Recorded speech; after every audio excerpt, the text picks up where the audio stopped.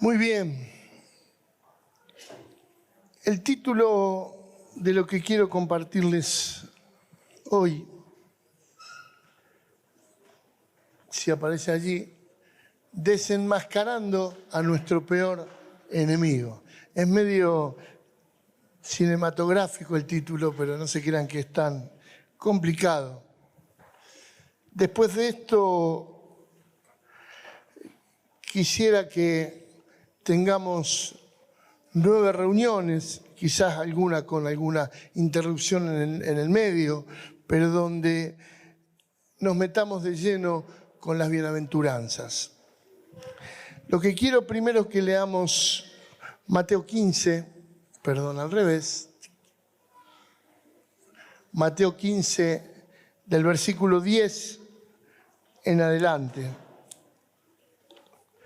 Y llamando así a la multitud, les dijo: oíd y entended, no lo que entra en la boca contamina al hombre, mas lo que sale de la boca, esto contamina al hombre.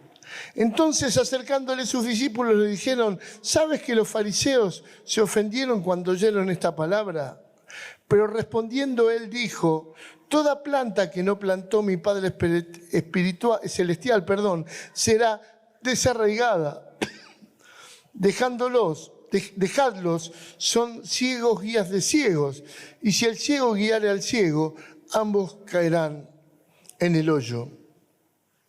Respondiendo Pedro le dijo: explícanos la parábola. Jesús les dijo: ¿también vosotros aún sin entendimiento? ¿No entendéis que todo lo que entra en la boca va al vientre y es echado en la letrina? Pero lo que sale de la boca, del corazón sale, y esto contamina al hombre. Porque del corazón salen los malos pensamientos, los homicidios, los adulterios, las fornicaciones, los hurtos, los falsos testimonios, las blasfemias. Estas cosas son las que contaminan al hombre, pero el comer con las manos sin lavar no contamina al hombre. Jesús se encuentra con los fariseos y él da una verdad casi revolucionaria para ellos. Lo hemos dicho muchas veces, pero lo vuelvo a repetir.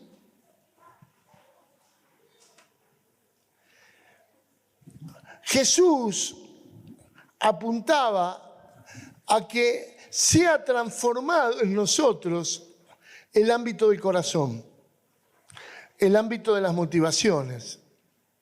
A él no le interesaba solamente hechos buenos, hechos correctos, sino un correlato en la intencionalidad de cada uno de los hechos, que sean santos, agradables al Señor. Por eso le dice esto. Algunos creen que la contaminación viene de afuera, que todo viene de afuera, pero hay un problema mucho más grande, que es lo que hay en mi corazón y que es lo que en definitiva termina contaminándome. Muchos creen que el verdadero enemigo está fuera de nosotros, que nos tenemos que cuidar continuamente de lo que pasa a nuestro alrededor. Identifican el enemigo a veces, nuestro enemigo, las circunstancias. ¿Y cómo querés que yo sea fiel al Señor si vos ves lo que me está pasando, cómo estoy viviendo?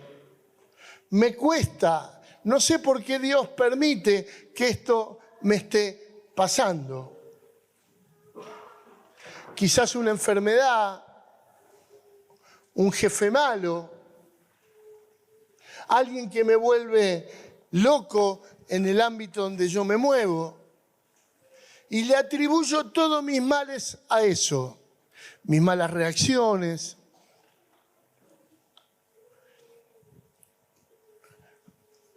Ahora cuando empecé a contar esto me acuerdo siempre. Gracias, Juancito. Sí, me imagino. Yo entré a trabajar muy joven a la Municipalidad de Rosario, tenía 18 años. Y el que me hizo entrar fue un hermano en Cristo, que era mi jefe. Y este jefe fue partícipe de una división que tuvo nuestra comunidad, le estoy hablando de año 80, 1980 más o menos. Y él se fue con un grupo de hermanos de la comunidad. Entonces me hizo el blanco de todos sus enojos. Y mis compañeros, disculpen la expresión, pero me dicen, pegale una piña, mirá que siempre se tiene que quedar alguien, pero no hay hora extra. Claudio, quédate. Siempre yo, ¿no? Así que yo cometí este error de mirar la circunstancia como mi enemigo. Y mi pastor muy sabiamente me dijo, mirá, la vida cristiana es como la escuela. Si no aprobás primer grado, no podés pasar a segundo. Entonces no vaya a ser que vos te escapes de aquí y el jefe que te toque en el otro lado sea peor que este, para que aprendas algo. Y yo dijo, fueron palabras tan sabias, yo me quedé, aguanté, después Dios al tiempo me sacó de allí. Pero muchas veces creemos que somos de tal o cual manera o reaccionamos mal, no por culpa nuestra, por las circunstancias. O creemos también que nuestro enemigo son los cercanos, aquellos que están con nosotros. Si, Señor, vos me hubieras dado otro cónyuge, otro padre, otra madre, otro hijo distinto, yo también sería distinto. Lo que pasa es que no puedo.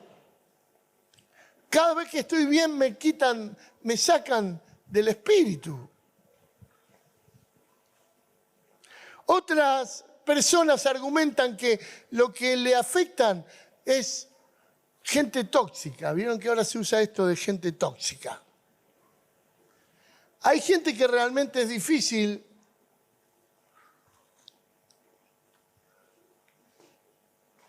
bancarse porque comunican un espíritu.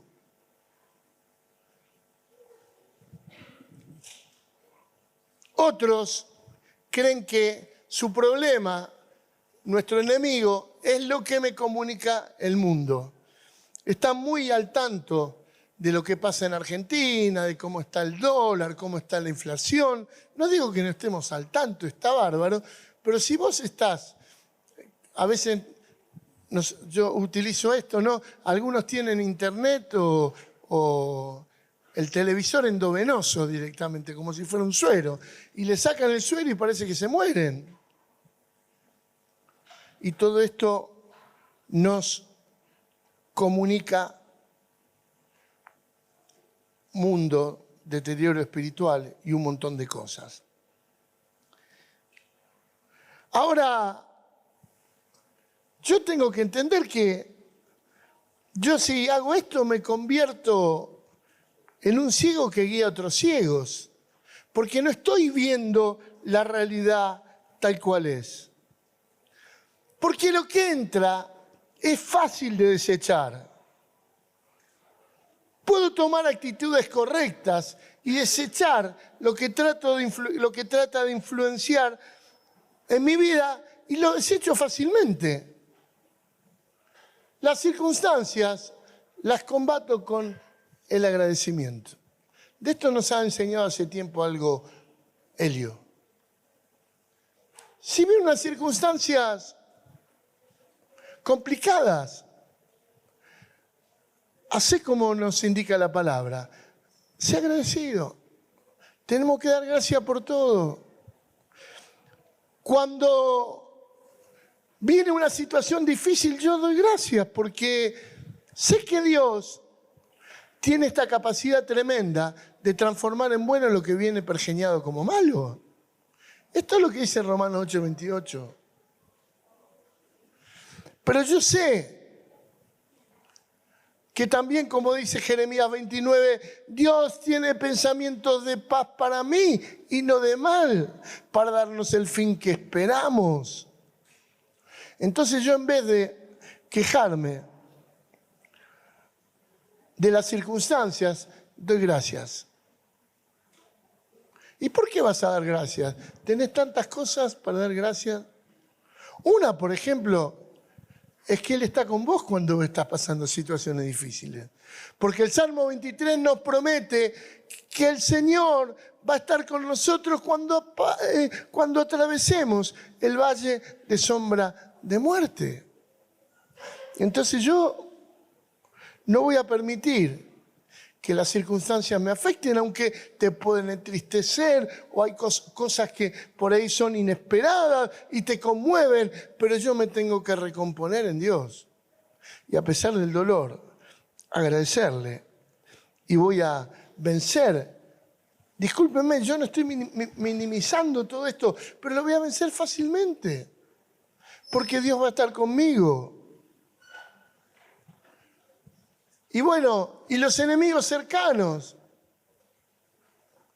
los venzo bendiciendo, amando, orando por ellos. El Señor Jesús nos enseñó que con nuestros enemigos tenemos que tener esta actitud. Y la verdad que yo en mi vida personal he experimentado cómo cuando lloro, bendigo y amo, mi enemigo deja de serlo, aunque él no lo sepa. Porque mi corazón cambia a través de esto. ¿Saben que cuando yo me quejo del otro, cuando yo critico al otro, cuando yo me enojo con el otro, el clima interior es directamente proporcional a todas esas actitudes? Pero cuando yo amo, cuando yo me bendigo es desearle el bien, y cuando yo oro por el otro, Dios hace un milagro en mí y me quita todo el peso. Yo creo que les he contado algunas veces, pero cuando yo fui director de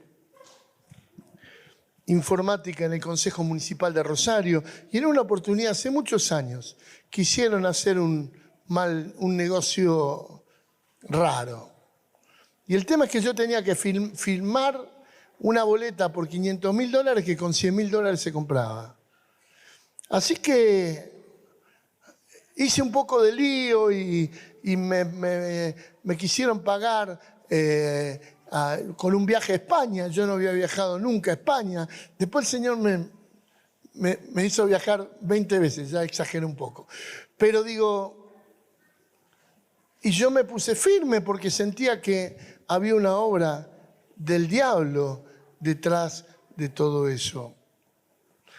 Entre todas las cosas me mandaron a un muchacho, me pintaron un cajón de muerto con mi inicial en la puerta de mi casa, pero me mandaron a un muchacho para que como dicen en el mundo, me apriete, y me dijo que me iban a matar si seguía molestando. Y este muchacho, al tiempo, su hijo enfermó muy seriamente.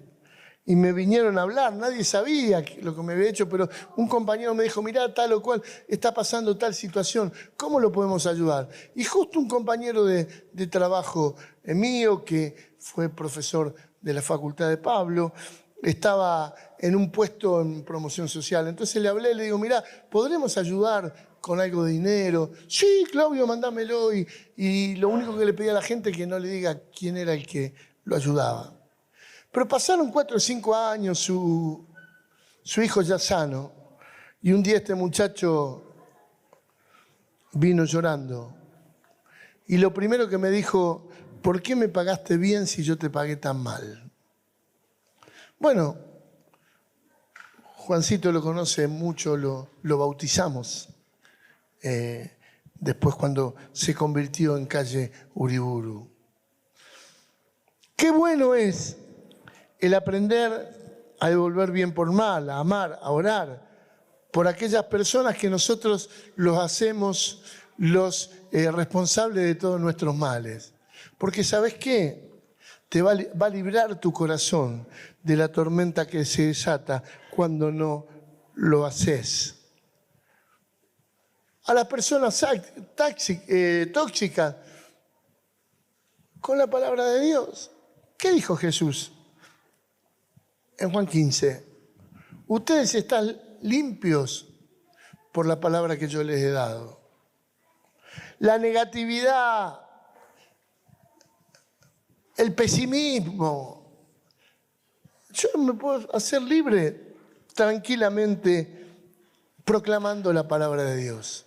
¿Vieron cuando el apóstol Pablo dice que la fe viene por el oír y el oír por la palabra de Dios? Esto es real. Algunos confunden fe con optimismo y no tiene nada que ver. El optimismo es una sensación irresponsable y sin fundamento de que todo va a cambiar. Discúlpenme, no quiero ser duro con esto de irresponsable, pero es así. El optimismo te dice, no, va a ver que todo va a salir bien. ¿Y pero por qué va a salir bien? Y porque va a ver que va a salir bien. No tiene fundamento. La fe sí tiene fundamento. Porque se basa en algo que dijo aquel que no miente ni se arrepiente. Aquel que dijo que su palabra va a permanecer para siempre.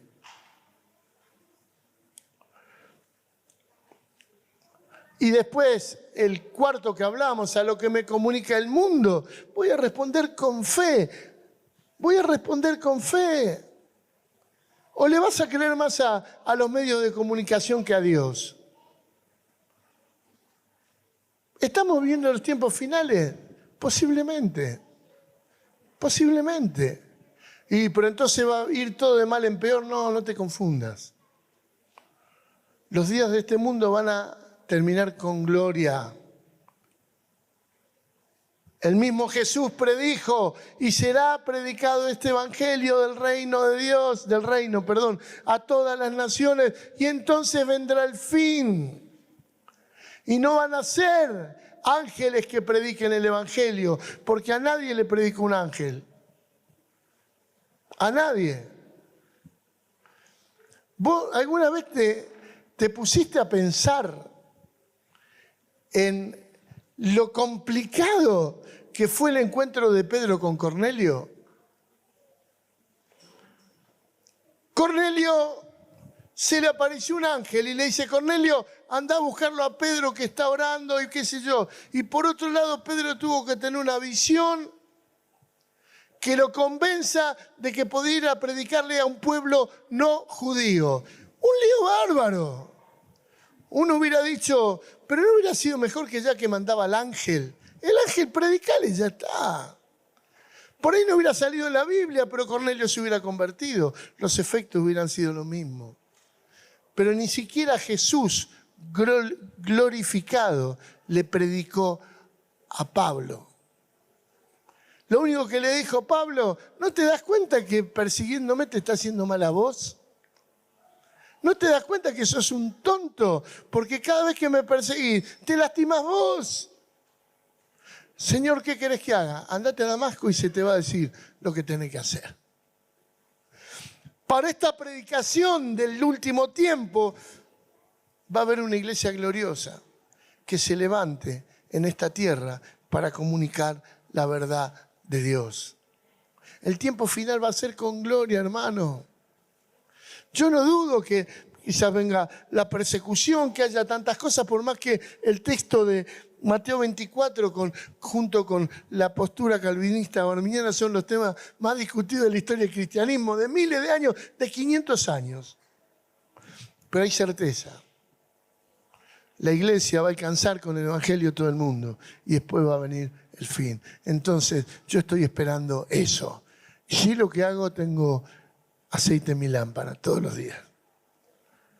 Porque en cualquier momento cuando venga yo voy a estar preparado. Amén. Ahora, entonces, ¿quiénes son nuestros enemigos? Somos nuestros verdaderos enemigos, nosotros mismos. Nuestro verdadero enemigo es nuestro propio corazón. Esto es lo que está diciendo Jesús. A ver, no le eches la culpa a los demás.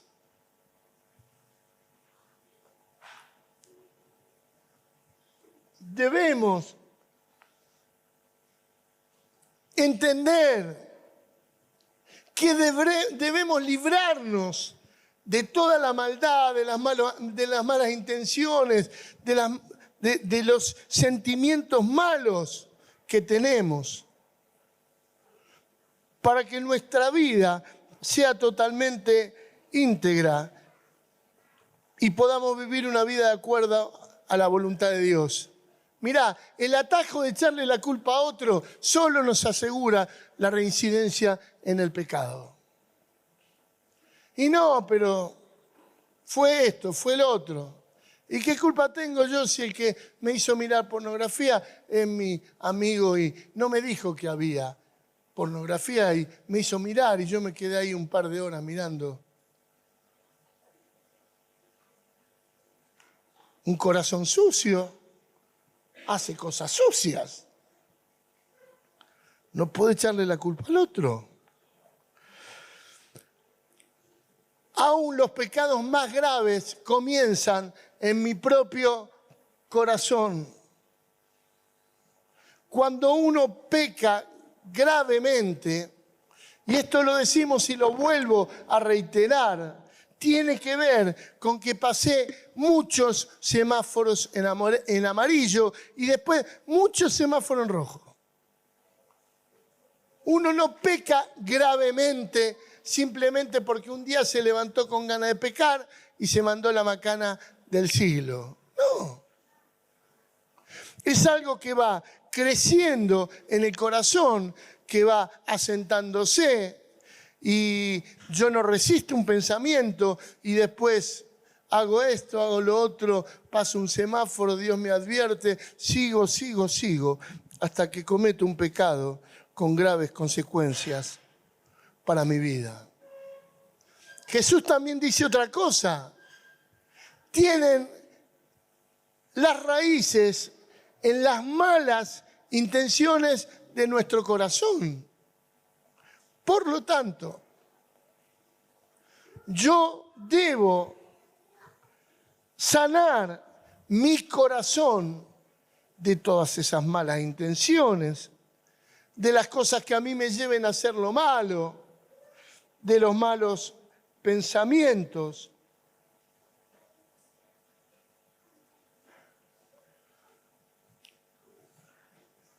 Y es claro que ahora sí debemos reconocernos como nuestros propios enemigos. ¿Y por qué vuelvo a reiterar esto? Hay dos personas que son las que más te conocen en este planeta. A cada uno tenemos dos personas que son las que más nos conocen. Y alguno podría decir, y sí, mi esposa o mi esposo y Dios. No, yo y Dios. A veces quizás mi esposa puede tener una idea de quién soy yo, pero yo soy una caja negra. Y nunca abro mi corazón. Y nunca comparto lo que tengo dentro ni lo que me pasa. Y tampoco me conoce, pero yo sí me conozco. Ahora, ¿saben que esto es una gran bendición? Si yo tengo que hacerle guerra a alguien, es mejor hacérsela a un enemigo que conozco, no a uno que desconozco. Es mejor hacerle guerra a un enemigo que sé por dónde va a salir. Sé qué actitud puede llegar a tomar. Sé cómo me puede atacar. Y si soy yo, ¿cómo no lo voy a saber? Somos nuestros propios enemigos. Entonces lo primero que podemos hacer es una sincera, intensa y profunda lectura de nosotros mismos.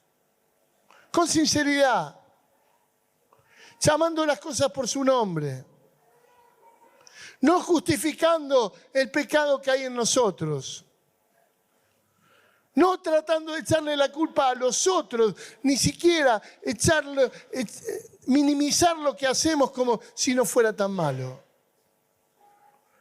Hermanos, hay algunos que son crueles con otros. No está bien ser cruel con tu hermano. Ahora, está muy bien ser cruel con vos. Ser profunda y descarnadamente sincero con uno mismo. Tener la capacidad en Dios de dejar que el Espíritu Santo nos lleve a tener una perfecta y profunda lectura de nosotros mismos. Esto que parece tan fácil, a veces no lo es. Yo creo que les contaba en alguna reunión de este pastor de África que un amigo mío de Italia fue a predicar y le sugirió a los pastores que le pregunten a sus esposas qué opinaban de ellos. Y este era el presidente de la confederación de su país de pastores. Así que fue hasta canchero, ¿no? Dale, decime qué pensás de mí. Cuando escuchó, se enojó.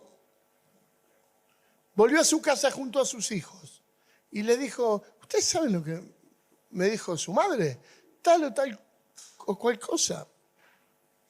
Quiero que ustedes me digan porque seguramente no están de acuerdo. Y sus hijos le dijeron, papá, lo que te dijo mamá es totalmente cierto. Estuvo llorando 3 días hasta que Dios le habló. Ahora, ¿cuál fue el problema de él? El problema de él fue que durante mucho tiempo tenía una visión descarnada del pecado del hermano como pastor, pero nunca fue capaz de hacer una lectura de sí mismo. Cuando Lamentaciones dice, examinemos nuestros caminos y volvamos al Señor, tiene que ver con esto. ¿Cuáles son las intenciones de mi corazón? ¿Qué es lo que yo más quiero? ¿Cuál es la razón por la cual hago tal o cual cosa? Esto me tiene necesariamente que llevar a hacer una lectura de mí mismo que me ayude a superar y a vencer a mi peor enemigo. Y esto es real. Y esto es real. Ponerse delante de la presencia de Dios y orar a Dios y decirle, Señor, háblame. Cuando uno está en comunión con Dios, es fácil que esto pase. Es fácil en la comunión con el Espíritu Santo que el Espíritu Santo me hable de mí mismo. Por eso la clave, renovarnos en el espíritu de nuestra mente y vestirnos del nuevo hombre. Esta es la clave. ¿Pero qué quiere decir renovarnos en el espíritu de nuestra mente? Es muy simple. Mi mente no debe estar manipulada por mis propios pensamientos. Mi mente debe estar guiada por el Espíritu Santo de Dios. Y luego por su palabra. Hace muy poquito el pastor Jorge Imitián nos habló acerca de los peligros que enfrentamos y el último dijo que era el hecho de saber que Dios me use no quiere decir que Dios me apruebe. Y cuando veníamos con con Daniela hablando del viaje que hicimos a Buenos Aires, acerca de que hay un estudio que se llama La conciencia, la brújula de la vida. Y decíamos con Daniela, habría que cambiar el título ese. Porque Jorge nos enseñó algo. A veces la conciencia no es la brújula de la vida. Porque la conciencia la acomodamos, la cauterizamos. Cauterizar acá, bueno, está Alicia, mis hermanos enfermeros, ahí los borrás, pero tengo entendido que es como que a vos, como si se te quemara eso y perdés la sensibilidad. De eso se trata, ¿no es cierto? Entonces yo no soy más sensible. Puedo hacer lo que yo haga y la conciencia no me acusa. Entonces la brújula es el Espíritu Santo empuñando la palabra de Dios y comunicando la palabra de Dios a nuestra vida. La clave de la renovación de nuestra mente es el Espíritu Santo de Dios.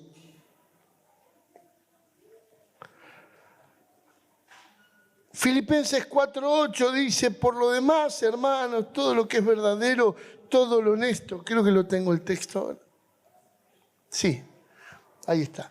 Por lo demás, hermanos, todo lo que es verdadero, todo lo honesto, todo lo justo, todo lo puro, todo lo amable, todo lo que es de buen nombre, si hay virtud alguna, si hay algo digno de alabanza, en esto pensad. Tan sabio. Miren, la mayoría de los desvíos empiezan por un mal pensamiento. Hay mucha gente que va saltando de una congregación a otra a veces, algunas veces por razones justas, por supuesto, pero hay algunos que simplemente me miraron mal. Y yo me pongo a pensar, en vez de pensar en todo lo justo, lo verdadero, lo honesto, lo puro, lo amable, no me quieren.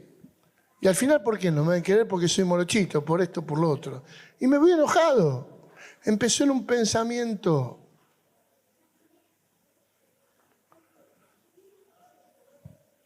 El diablo anda como león rugiente, dice la palabra, buscando a quien devorar. Pero ¿sabes una cosa?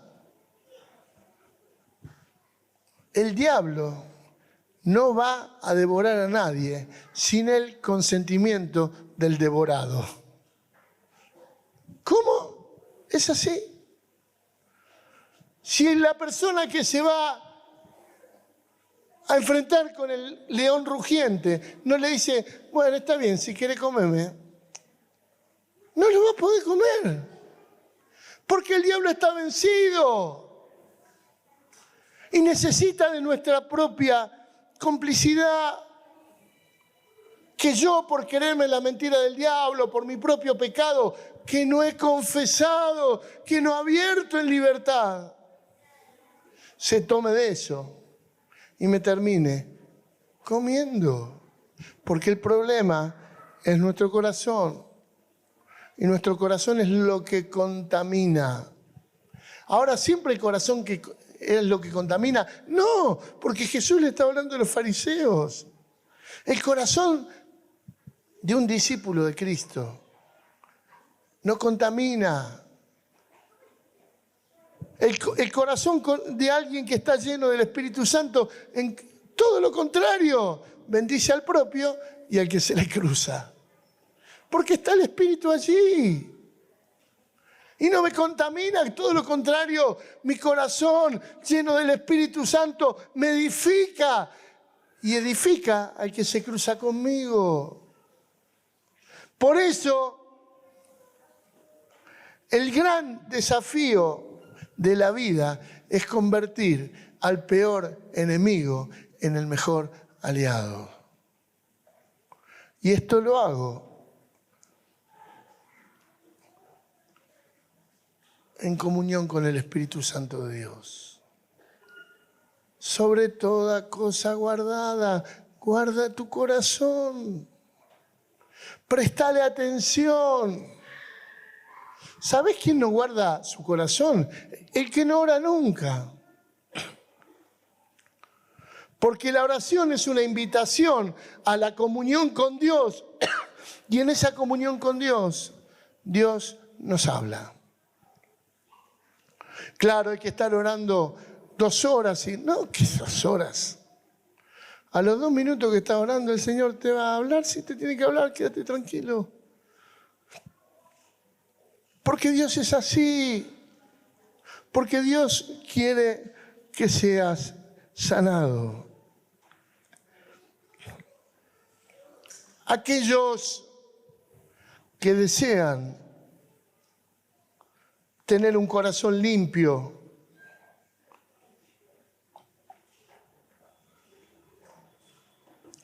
un corazón que no contamine, deberían transitar la escalera de las bienaventuranzas. Esto nos termina completando, que es lo que yo le decía de la serie que queremos hablar. Para liberarte completamente, esto es lo que dije recién. Lo primero que me enseña las bienaventuranzas, y titulo nomás, que soy un carente espiritual. Bienaventurados los pobres en espíritu. Tengo una carencia. ¿Saben que yo, para ser necesitado, debo ser consciente de lo que necesito? Si no, nunca voy a ser saciado de mi necesidad. Y lo segundo que debo tener es poco orgullo para ir a golpear la puerta que tengo que golpear para que mi necesidad sea saciada. Y el carente espiritual golpea la puerta de la oración y se encuentra con Dios.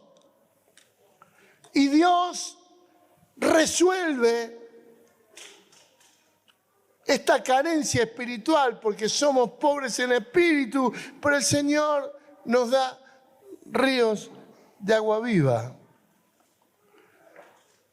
Y para colmo nos dice que su reino es de nosotros, que tenemos un sentido de pertenencia nuevo cuando nos considerábamos pobres en espíritu. Lo segundo, necesito la experiencia del quebrantamiento, de llorar. Necesito la experiencia de ser tocados por el Espíritu Santo y en este quebrantamiento encontrarme y saber la inmensa diferencia que hay entre un Dios omnipotente y un pecador condenado como yo, que fue redimido por la sangre de Cristo. Y es hermoso esto porque dice la palabra que bienaventurados los que lloran porque ellos recibirán consolación. Porque cuando yo me quebranto me pasa lo de Pedro en la barca: Señor, apartate de mí porque soy hombre pecador. Y Jesús me va a decir: no, vení, ahora sí. Basta de decir eso. Ahora sos un hijo de Dios. Sos parte de mi familia. Después dice que me convierto en una persona mansa. Algunos confunden la mansedumbre con la apatía y no tiene nada que ver. ¿Sabes lo que es la mansedumbre? Una persona que tiene sujeta sus pasiones y sabe cómo usarlas, porque las tiene sujeta. No es una persona que reacciona desmedidamente con una o con otra cosa. Sabe cuándo utilizar el amor y a dónde lo tengo que usar. Sabe cuándo tengo que usar la ira y cuándo no la tengo que usar. Esto es más difícil porque el texto es airaos pero no pequéis. Es complicado, pero es así. Sabe cuándo tengo que usar el rechazo y cuándo tengo que usar la aceptación.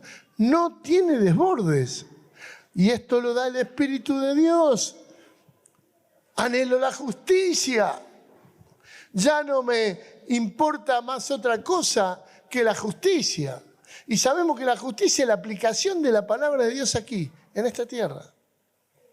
La justicia se produce cuando la palabra de Dios se pone en marcha.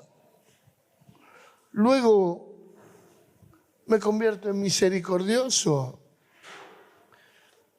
Y la misericordia me lleva a mirar a los que nos rodean con los ojos de Jesús.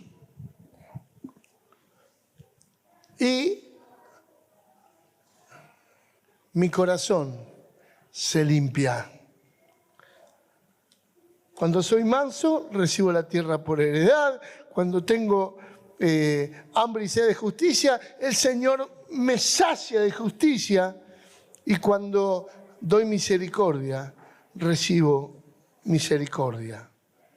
Y el premio de tener mi corazón limpio es cada día ver con mayor claridad a Dios. Y allí sí me convierto en un pacificador, en un hombre de paz. Y según habla John Stott, el certificado de legitimidad cristiana son la tribulación.